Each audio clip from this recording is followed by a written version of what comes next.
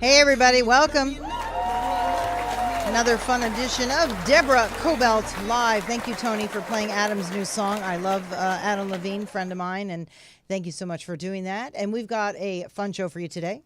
We've got in studio with us author of Rusty and the Circus of Doubt, G. Russell Reynolds.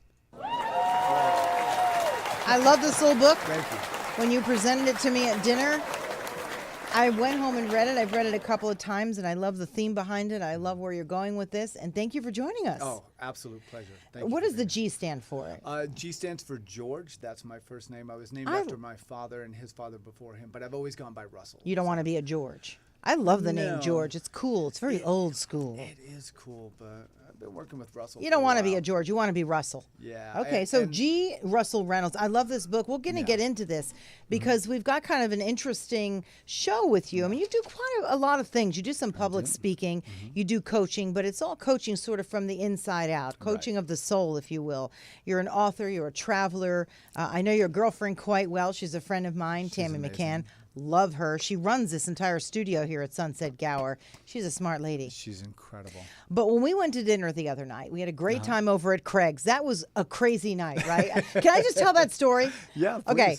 please. So you can see how popular I really am. Not. It happened to be an evening that I was asked to dinner by two sets of friends, and I always get my stuff confused, my dates, my times, my whatever.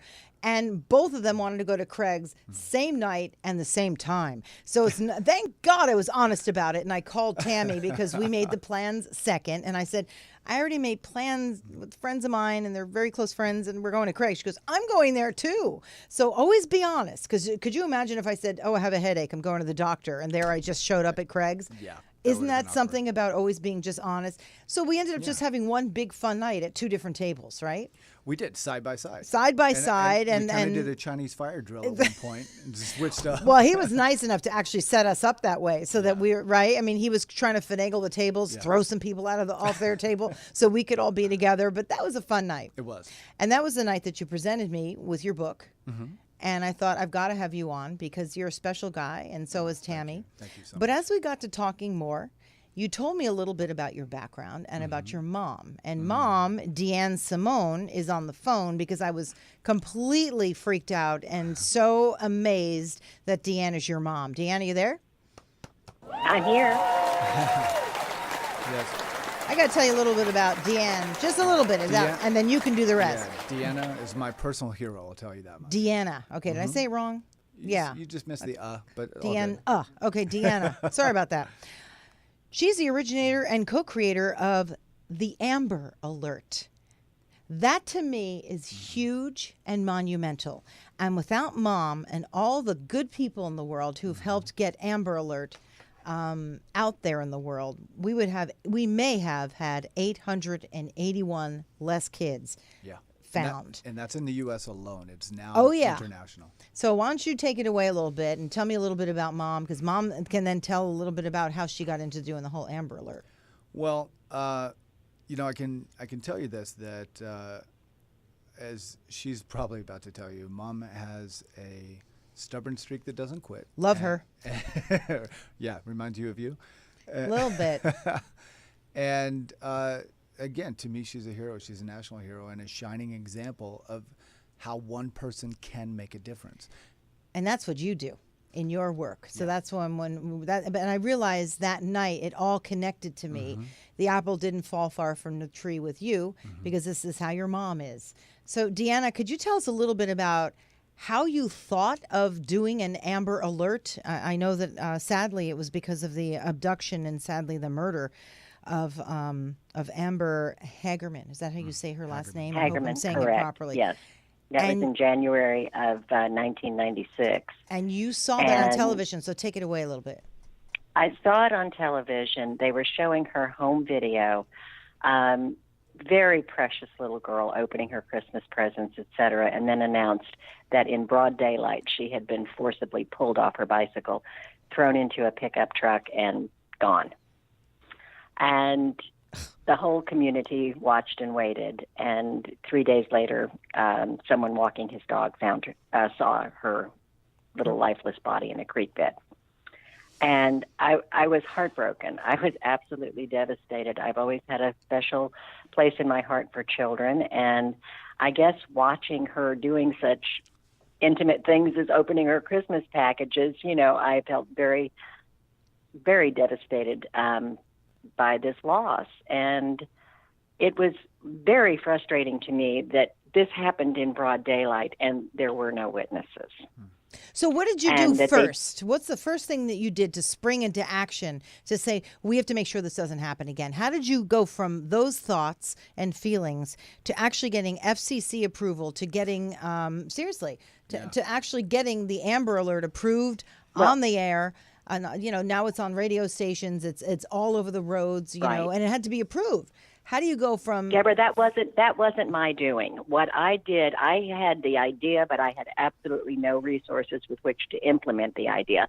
So I turned it over to the people who did.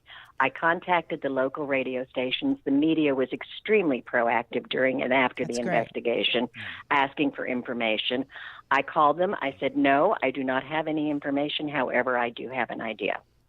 And they were incredibly positive. A few of the key area radio station managers really took hold of the idea, and they turned the idea into a reality. But it took a village, It took someone like you. It did take a village, absolutely, and it still does. Hang on, Russell. You got two ladies talking here. I know, right? This is going to be hard for me to get a word in edgewise. He's like, Mom, hang on. And I'm like, wait a minute. Go ahead. Well, if I can interject, that's the first place where she's a shining example, because so many people go, I don't know what to do. I don't have any resources. And that shuts them down. They stop. Where she said, if I have this inspiration, there's got to be a way to fulfill it. And if most people would just follow that and believe that it is possible, believe that they are enough, then this world would be a different place. So, kudos to you, Mom. I can say it for decades more. We have a picture of you with then President, it was George Bush II, correct? Yes. You were invited to the White House for what? The signing of making the Amber Alert law in all 50 states. Okay. That's a big deal. It was added to the National Child Protection Act. Right. And again, because of the idea and because you stayed with it with the television station. And again, it was more than an idea. Can you walk me through a little bit of how you helped to see it through to the point where you ended up getting invited by the President of the United States to sign this into Deborah, law? actually quite the opposite happened. I was asked by the station manager I originally contacted to put the idea into writing so that she could present it to the other area managers. And after I did that, and she did present it, and they went to work on it, due to a change in personnel at that radio station, the original letter was lost. And I was completely anonymous and out of the loop for the next 6 years.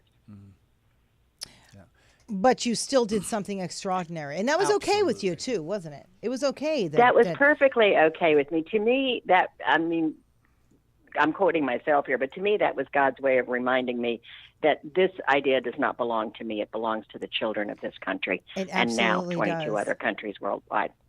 So I was fine with that. And then shortly before it was signed into law for all 50 states, one of our popular Fort Worth columnists ran a front page article saying if we only knew who she was. Oh, wow. And a number of friends of mine knew exactly who it was and responded immediately, and I was anonymous no longer. Wow. And now you're about to do a TED Talks, is that correct? I am at the TEDx Wilmington second annual Women's Conference, November 2nd. That's a and big I'm deal. Very excited and looking forward to that. And you're going to be talking about just this, right? How one person can make a difference, precisely. That really matters. Precisely. And especially with social media out there and with people doing speaking engagements like yourself, just one little thing a day or one little thing a week, one a month does make a difference. I'm really on this kick to try and do something, and it can be small. I like to say to people, forget about it being big. Just make it small, something really small, because that little small one will lead to the next small one with somebody else. So, but you didn't do something small, Deanna. You did something pretty big. So, kudos to you, and thank you so much for being on. I just wanted to introduce you as part of our Russell segment. So I appreciate you being on. Anything you want to say to Mom or about Mom before I let her go? I love you. I'm so proud of you. You're absolutely amazing and an example for me. But you already know all those things. Gosh, were you always like this with your mom? I always say, God, I have no. 3 sons, and it's like half the time it's like, Mom, and I don't get this. I don't get this at home. What did you do? One of the reasons she's an inspiration is she suffered through and survived my horrible years. So I need to hear about all of them, because I'm just wondering if I'm going to get to the other side. You know, they talk about teenagers, and I would think, mine are pretty good. They're pretty easy. But it seems like a little bit older as they get as teenagers. They will push back. Yeah. So it's to the point where I'm afraid to ask anything. It's like, I don't even want to say, I hope your day was nice, because it'd be like, ugh, you know. We're not going to have her tell any of the stories of when I was a teenager, because I'm we calling don't her, have that much airtime. Well, you did quite enough. Do you want her to stay on with us, and she can totally interject a little bit? What do you think? Totally open to that. Okay. Because if you did something really bad, she can correct it. No heckling, Mom. All right, you want to stay on with our segment I'll with try. Russell? Okay. I'll try. So I want to say one thing about the Amber Alert that please, I found out after the fact, is that it almost didn't happen, because isn't that the way? And Mom, you can correct me if I'm mistaken on this, but when she contacted the radio stations, they got it going, and the Dallas Police Department was the first to launch the Amber Alert. And the first alert, nothing happened. And the second too, your mom was saying yesterday. The first two. Yeah, nothing happened. And the police chief at the time goes, look, it was a great idea, just didn't have any legs, it's not going to work, scrap it. And they decided to give it one more try. Like it almost didn't happen. Like the saying, third time's a charm, right? So, yeah. Exactly. And what happened on that? Exactly. What happened on that third alert, Mom? On the third alert, they rescued a kidnapped infant within 45 minutes. And imagine what would have happened, Deanna, if you didn't get this ball rolling. So that's why that's why my entire show today is dedicated to, just one act does matter. It really does. Wow. How did you feel when that happened the third time, and they were actually able to actually catch the person who took this little infant? What did that Deborah, feel I don't like? think there are words to describe it. I really and truly don't. But I believed in my heart from the very beginning that it would work, because I knew people wanted to help. They just didn't have a safe tool with which to do it. Right. And once that tool to help was provided for them, I knew people would participate. Well, you know what I like about you? Go ahead. Thrilled beyond words, What I like about you is you see something and you ask why, and then you say, why not? Why can't this happen? And you just kept going until you made it happen. That's what it is. Don't stop if you have an idea, right? Just keep going. Well, and it's the transition from why to how. And why why not? Did this, not just Don't why tell did me this no. happen. Right. Tell me how we can do it. Yeah. That's another thing. Exactly. If you end up with a roadblock, just say, okay, thank you, and just find another way to do it. If you really believe in your heart. Yeah. Do you agree? Like, I believe in this whole thing with intuition, and if you feel strongly about something, to keep going. What an inspiration you are. And then after that, when was the next Amber Alert? How long did it take until that happened again? I honestly don't know, but I know once it started working here, they started getting calls from all over the country, and it just mushroomed at that point. Yeah. I have to tell you, when I pass, when I'm driving especially, and I see the Amber Alert sign, I always take notice of the car. I really just etch it in my memory to say, if I see something like that, I'm calling 911, because they're very, very powerful when those come up. Yeah. I even will see traffic, slow down a little bit. People pay attention. Very effective. Very effective. Good. Thank you. Because, no matter how great an idea it is, without the people out there willing to participate, That's right. it would be useless. So it's the people that make it work. So this effect obviously rubbed off on you after you said you had a bit of a rough go of it in your earlier years as a young man, right? Yeah, I was just building my blueprint. Yeah, so what did you do to build your blueprint? Your mom is laughing. Please give me something. You two can't be all that perfect. What were you like? Were you like a real pain in the ass? I mean, just give it to me. Come on, give me the real dirt. Complete. What'd you do? what didn't I do? Get arrested, found you stone drunk, face down. I mean, come on. Couple times. No, didn't do that. I did. Tony's laughing. I didn't. When I was a kid, I didn't do well in school, didn't have good grades, didn't play sports, bought my clothes at Nerds R Us, couldn't get a date if I paid for it, and got beat up as a hobby. So that, that and was now the look at beginning. him. He ain't buying his clothes at Nerds R Us, and nobody's beating you up. That's for sure. no. So you managed to get out of the Nerds R Us thing. Well, I realized that if I didn't like something about my life, it was up to you. That the only person who could do anything about it was me. How do you get out of the blame game? A lot of people go, well, it's because of this. Well, it's because of that, which is true. Very often someone's circumstances will really beat them down. It's true. I find that in myself. I'll do the same thing. I'll be like, well, and then I think, all right, Deborah, enough wells. Just figure out a way out of this thing. Yeah, it's a process to get out of that blame game. Yes, and it is. It's an awareness. And the awareness is that as long as you're blaming, you are powerless. You're a victim. Like, how do you get out? See, that's the thing. I think a lot of people stay right there. They're super stuck right there, and they can't get out of the blaming. So what do you do to move it forward? Well, to make that change. While I'm certainly no fan of Dr. Phil, I got to quote him and say, how's that working for you? And that's what most people have. Just go, look, the more you keep blaming everyone and everything outside of yourself, the more you're staying right where you are. The more you're giving your power away to somebody else. Where if I go, okay, yes, they did that, this happened, but the only person who has the power to change it is me. We have choice in any given moment. I ask people sometimes, I said, what time is it right now? And they'll look at their watch. I'll go, no, I already answered the question. It's right now. It's always that's a good right one. now. That's the only time that exists. And it's You're the not only getting time it where back. you have power. I do think you have to grow in years a little bit to realize that, Yeah. You just do. Yeah. I mean, if you're 15, I just had a prior guest on another show that I taped just before you, and he's 15, and he's well beyond his years, but he's 15, you know what I mean? And I looked at him and I said, gosh, you have so much life ahead of you. Yeah. You have to live a little bit, grow a little bit, make a lot of mistakes Yeah. until you get to the point like where you are. And this book, why did you write Rusty and the Circus of Doubt? I love Rusty. He's adorable. He's a little like your mom, though. Rusty doesn't give up. Rusty's not giving up. He's getting a door slammed on him. He's not getting fed. He's getting chained up. And little Rusty, he just keeps going, right? Yeah. And he feels like a loser sometimes. I love this little guy. I relate to him, right? Don't we all feel like losers sometimes? Yeah. Or a lot of times? I had somebody who looked at the book said Rusty's you, right? And I said, Rusty's all of us. Rusty's definitely me. Yeah. So I love that.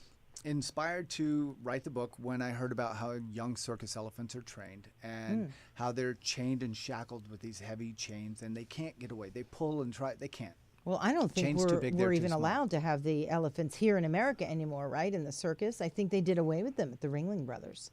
Yeah. I'm pretty sure they did. If it's not complete, it's definitely in process. So Yeah, it's that's in huge. process, yeah. But before that point, what was amazing is they're shackled with these heavy chains and they try to get away. They can't. Chain's too big. They're too small. Eventually, they stop trying. And this is the part that blew my mind. From that moment forward, even as full-grown adult elephants, they're held in place with this tiny, thin rope attached to a little wooden stake. And Now, they stop trying. They could snap it in half and rip the whole circus tent down, but they don't because they don't believe they can. And I went, wow. What a metaphor for our lives. How many of us are chained to a job, a circumstance, a relationship, a belief system that we think is this unbreakable chain? In reality, tiny thin rope. So that was the inspiration for the story, and it's That Rusty, is great. a young circus elephant named after the chain he was bound by in his journey of self-discovery and eventual empowerment through the circus of doubt, which is the system designed to keep him small. Right? And we've all Isn't that created great? circumstances and our own circus of doubt that, will encourage us to keep playing small. And whether that's through society, whether that's through our upbringing, whether that's through whatever social conditioning we go through. The biggest false core belief I think most of us have suffered from or still suffer from at some point is that we're not enough. That we're not good enough, we're not smart enough, we're not pretty enough, we're not young enough. Where does whatever that it may come be. from? Even if you're told in life from your mom or dad that, you're just wonderful, you're this, given some confidence. But on the inside, a lot of times people don't feel that way. They just don't. I guess it's because maybe they feel like they're not accomplishing something on their own. What is it that people have so much doubt? Well, And then how do you let that go? It's still hard. yeah, it definitely can still be hard. Um, I think where it comes from is just years of conditioning. Recognize that there is this supercomputer between your ears, and everything you've ever experienced, every smell you've ever smelled, sight you've seen, Is in there. words you've heard, everything that you've ever gone through is recorded in the hard drive of your subconscious mind. And unless you know how to rewrite those programs, they're still playing, right? So when a kid strikes out in Little League Baseball, he's not told, you missed the ball. You're told you're a bad player. It's not an event. It's an identity. Or you idiot or whatever. Right, I mean, right. but a lot of times, like back when I grew up, and I grew up with a lot of, a family that was from Italy, and I remember some of my aunts and uncles would say, well, we tell you you're no good, so you get up there and do better. And I'm thinking, oh my God, it's just the opposite. You keep telling somebody they're no good, they're just going to believe they're no good. Right. I mean, it didn't necessarily happen to me, but I saw it happen to a lot of people in my own family. I saw that, and I thought, that doesn't seem right. But a lot of times that's how people did things, until maybe we've discovered that that's not the way to build somebody up, right? It's just the opposite. Absolutely. So you do a lot of public speaking and some. training and coaching with people. Yeah. Somebody comes to you and says, I want to learn, I want to have what you've got in here. What do you tell them? How do you help inspire them? It's never going to be a one size fits all. It's going to depend on their circumstances. That's and I do health and fitness coaching, and I've done a lot of work and study with Tony Robbins and others. So I kind of approach fitness from the inside out. So sometimes people come to me just for the life coaching aspect, even though I don't like that term because it's kind of watered down at this point. It's really watered down. It's like, oh God, another one. Right. But it's true, and Tony has something. Yeah. For those people who don't know enough about Tony, I encourage you to read about Tony Robbins and his journey, because that wasn't easy either. And I could see how he inspired you. I see him in you, actually.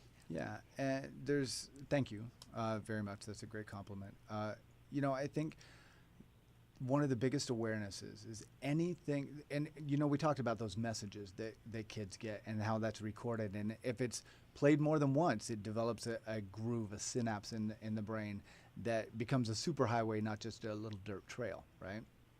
And the problem is when it's not the person who said it, it's you saying it to you.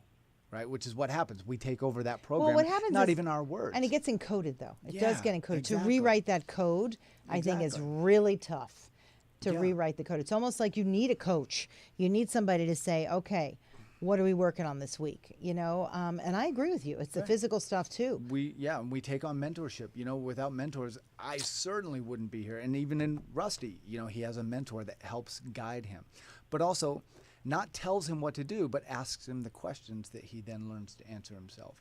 And I love that. I loved that. Thank you. It was brilliant. For me, I think a big switch was recognizing that anything inside or out of me that tells me that I'm anything less than spectacular, amazing, fantastic, anything less than greatness is a freaking liar.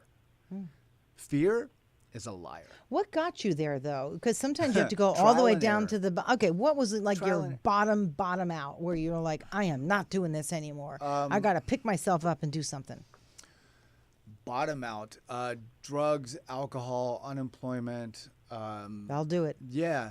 And through all those behaviors, I was looking for more. I was just looking in the wrong places. Mm-hmm. And I was looking for fulfillment. And, I talked to you about it, the 6 human needs. Tony talks about this in human relationships, that we all have these 6 what human are they? needs. Let's go through them briefly. And I'll first say that these are not wants. These are not, I'd kind of like to have it. These are primal needs, regardless of culture, continent, or language. And they are certainty. We need to have some level of certainty in our lives, whether it's a roof over our head, a meal on the table. Uncertainty or variety. Right? Because if we knew what every moment of every day was going to be like, we'd be bored out of our minds. Yeah, ho-hum. Groundhog Day, right? The third is significance. That one's huge because people will live and die for significance. The reason that most people quit any job, lack of significance, lack of recognition or appreciation.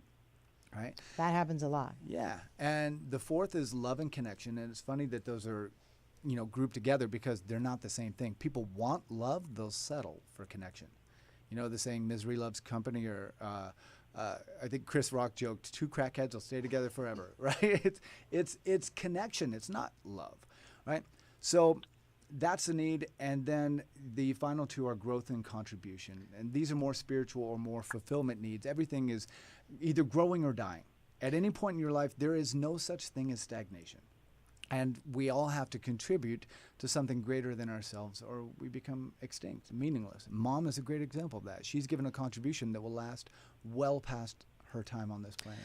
You said connection, though. I think Yeah. we live in a world, at least here in America, in certain parts of America, where it's sometimes tough to connect because you have people on the run, on the go, trying to make a living and trying to make more of a living, and that somehow drives it and then you somehow get lost. Absolutely. And you really lose track. Even though I said sight. people want love, they'll settle for connection. Don't discount connection because of that, because it is still a need. It's really We need to have connection, and we're so disconnected in this society. I think so. At this time, with all the social media and the technology and everything else.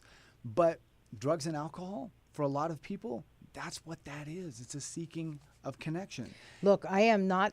I will hardly even take an Advil. Okay. Yeah, me too now. No, and I believe that you go for a walk, physical activity. Clearly, you live that. I mean, you're in good shape. You're a man. You could see who works out, and that's probably more for your mind than anything. It's absolutely everything. Yeah, body, mind, and spirit, and that's the thing. That's kind of cliche, but it is so for a reason. You cannot separate them. If one is suffering, all is suffering. So yeah. So how are you packaging yourself, if you will? You have a website, right? And people can go to your website. Can they get the book there? How do people get the book? The book is available on Amazon right now. I've got to actually check if this would be fun to have a reading at some of the local bookstores. There's some of them that would love to have this. A couple of schools that have asked me to do a reading. Yeah, it is available on Amazon right now. Rusty and the Circus of Doubt, and I've got to make sure that I've got the updated link on my website, which I didn't think of until you just said that. Thank you. But we had a little publishing snafu. The first publisher that went to develop the book turned out to not be anything that he said he was or do anything. And the savior, a woman named Joyce Foy, a Vegas publisher is her company, and you can find that on the book. She is a godsend, and she took this project as her own and took it under her arm and championed this project. The illustrations are even great. I love this book. Molitor, are there others? Because you could really do a whole series. You could do a whole series on Rusty. Funny that you say that, because you'll see on the back of the book, and this was his family? Joyce's doing that. She said that this is the first book in a series, and I was like, what? It is? Because I didn't know that was going to go that direction. But yeah, because of that inspiration, because people have been so touched by this book. And I wrote it in the form of a children's book, but it's actually a personal development book in disguise. It's a message for all ages. So I'm going to continue in that vein. And the next book, we're actually taking, hopefully I don't give too much away, we're taking one of the antagonists out of the story, the primary bully, who was the lion in Rusty and the Circus of Doubt, and following his journey, because he... Oh, that's interesting. Yeah, because look, we've all had our dark days. We've all been misinformed about what's right and what's not and who we really are. So Lion actually, in the second book, which is called Heart of a Lion, actually gets to Africa, where he meets a real pride of lions, and they're like, no, bullying is not what it's about. No, being so egocentric and making it all about you is not what it's about. It's about serving something greater than yourself. It's about being part of a pride. It's about showing up as a real man or real lion with integrity, honor, and these other qualities. So we're gonna take that one as the next journey. And you don't have to be a religious person to follow this kind of a guideline at all. It's just about being decent and about being human. I mean, look what's going on in our country right now with what happened in Texas and sadly the Caribbean, and now looks like Florida's going to get hit hard. there's a lot of people with a big heart, and they really want to go out and do something. Right. So, well, and that was Mom's inspiration for That's the Amber Mom. Alert, is your belief in humanity. that's right, Mom. Are you knowing that still with people us? I'm did. sorry, Deanna. Are you there? I'm still here, honey. Oh, she's enjoying. You know what? She's enjoying listening to her son. That's so sweet. I hope so. She's like, Absolutely. wow, did I do a good job? Either good that job or she's there. checking Facebook. I don't know. I have to become friends with her No. on Facebook. I didn't even realize that she was on there. But I enjoyed hearing you though, because and you're available for some personal coaching as well, right? Yeah. Physical Yeah. and the mental. Yeah. I think you sort of combine that, don't you? I do. Some people want one or the other. Some people want the full meal deal, and we definitely combine that. And So how can they so get I've in got the touch with coaching. You can find me on Facebook, G.Russell Reynolds. 2 S's, Okay. 2 L's in Russell. If you ever meet a Russell that spells it with 1 L, he's a doppelganger. Shoot him on sight. Doesn't exist. It's always 2 L's. Oh, so and G dot. Okay. Yeah, again, I was named, just to give you the backstory on that, named George after my dad. I've always gone by Russell. Mom and Dad divorced when I was 3. I had a fractured relationship with him for a lot of years, but when That'll he hurt. was diagnosed with terminal cancer, I put the G back in front of my name to honor him and facilitate healing between us before he passed, which it did. So I'm grateful. I didn't just switch to George because after more than 20 years, we'll just say that,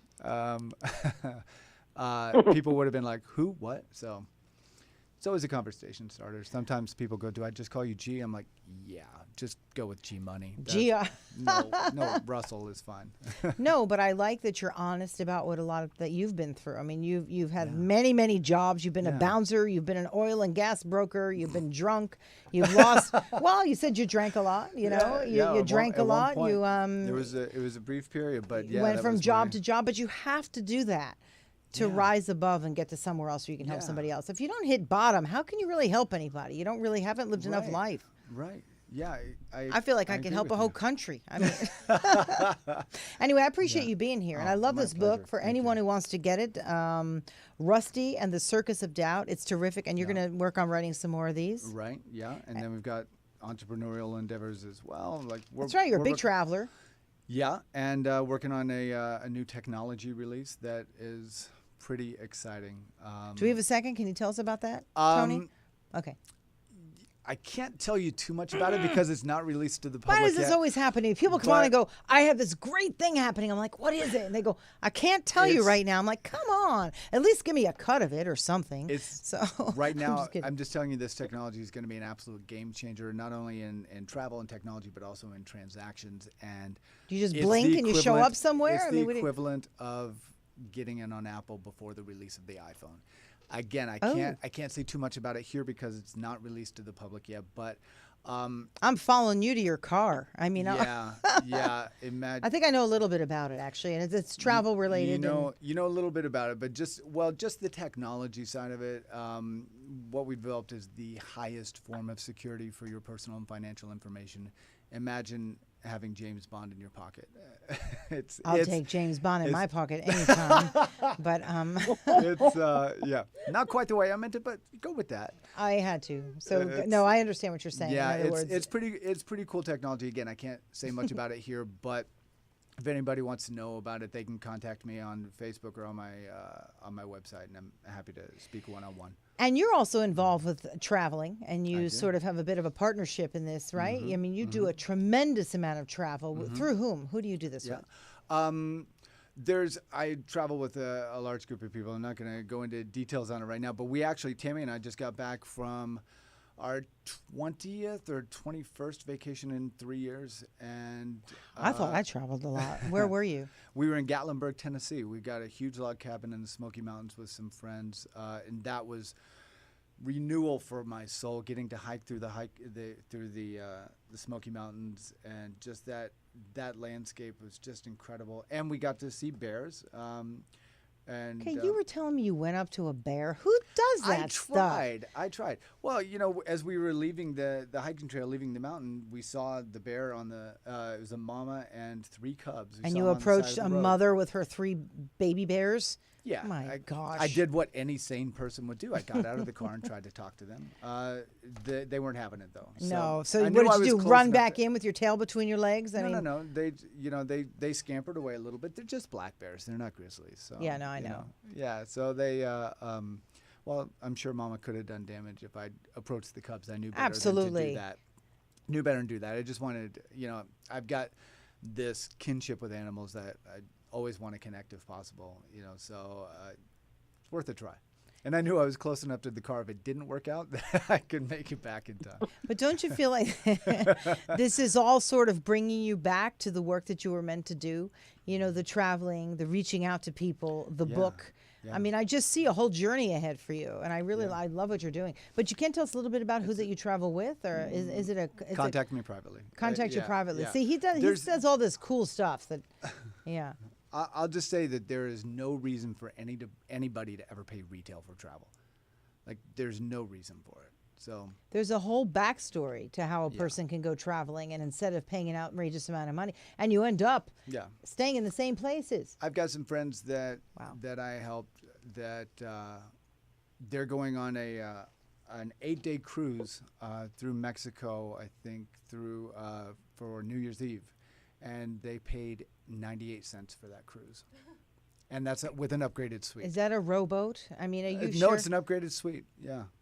I'll go in on that for 98 cents. I got a buck in my car. There's That's a lot of things. There's a unbelievable. lot of things that are possible if people just know how, right? And that's again, this feeds into everything else. It's just it's getting the information, and my goal in life is to make a difference that's going to last long after I'm gone, just like Mom has. And if I can help people turn their bucket list into a checklist, cool. If I can help people step into the truth of who they are, which is absolute greatness, great. That's their own that's greatness. Yeah, their greatness. Yeah, not mine.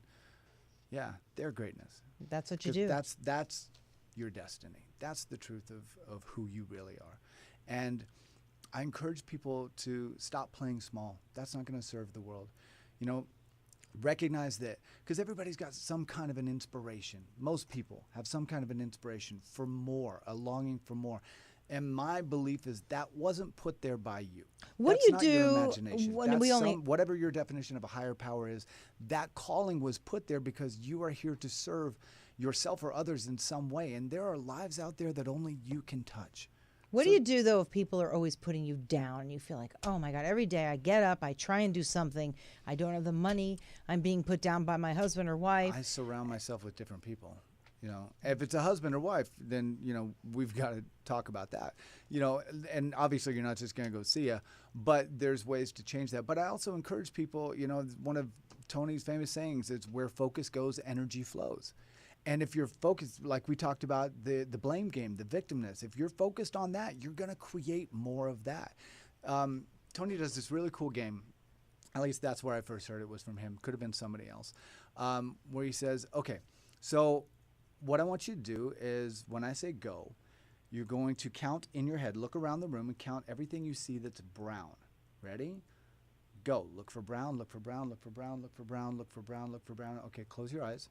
Now tell me how many things you saw that were red. Am I supposed to answer this? Yeah, if you can. You have no idea. 3. Look around. Look for red. Look for red. Look for red. Look for red. Is there more than 3? Absolutely. Did they magically appear while your eyes were closed? No, they were there the whole time. Why didn't you see them? Because you weren't focused on them. You were focused on the brown. Right? Which, it's like your mom. She was out there and she stayed focused on something else. She saw something. Yeah, not just on the tragedy, but on the possibility of doing something about it. Wow, you're an amazing man. Russell Reynolds is how you guys can get in touch with him. Yeah. And again, GRussellReynolds.com, or you can find me on Facebook. On Facebook. Yeah. And Rusty and the Circus of Doubt. This I love. I swear I'm just going to keep pushing this to everyone I know because I think it's terrific. I really appreciate you coming in studio today. My pleasure. I enjoyed having you. I enjoyed being here. And Mom, Deanna Simone. Yeah. You're incredible. Yes. If people want to get in touch with you, how can we do that, Deanna? I'm on Facebook also. You are? Okay. So, and that's D-I-A-N-A. It's spelled Diana, but it's pronounced Deanna. It is spelled Diana, Simone. but pronounced Deanna. This is what happens when you have an Argentine father. Simone, S-I-M-O-N-E. Thank you for all your good work. I appreciate it. Thank you for being here and coming on our show on Deborah Kobylt Live. And we'll see you guys again next week. Bye-bye. Thank you so much, Deborah. Bye-bye. It has been a pleasure. Bye-bye. Bye.